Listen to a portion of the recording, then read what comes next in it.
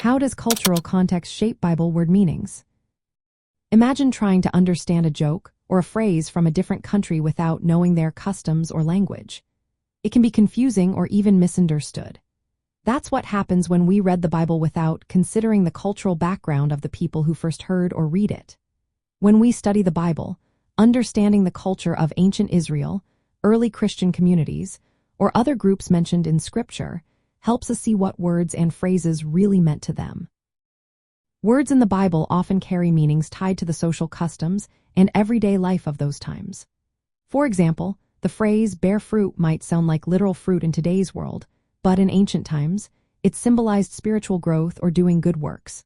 Without knowing that farmers and gardeners used this language, we might miss the deeper message. Similarly, phrases like accept Jesus into your heart reflected a cultural idea that the heart is the center of emotion and decision-making.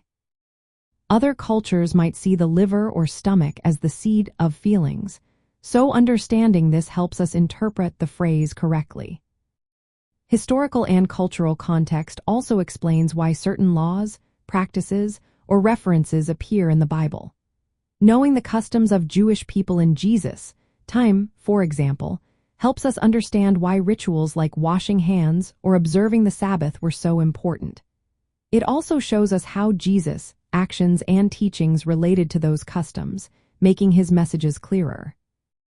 When we understand the political and economic conditions of the time, we see why some messages were directed to specific groups and how they fit into the bigger story of the Bible. Language is another key part of cultural context. Some words in Hebrew or Greek have multiple meanings or subtle differences that don't show up in English.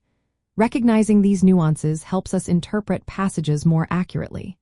For example, different words for carry in Hebrew might describe carrying something on the shoulder or in the hand. Knowing which word was used helps us understand the scene better. Studying cultural context is also practical. It helps us avoid misreading Scripture through our modern or foreign cultural lenses.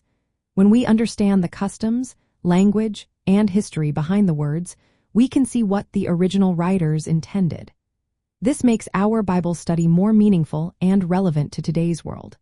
It encourages us to look beyond the surface and see the real message behind the words. In short, cultural context shapes Bible word meanings by grounding them in the lived experiences and worldview of the original audience. It helps us interpret the Scriptures accurately and see how their messages still speak to us today. Knowing this makes our understanding of both the Old and New Testaments richer and clearer.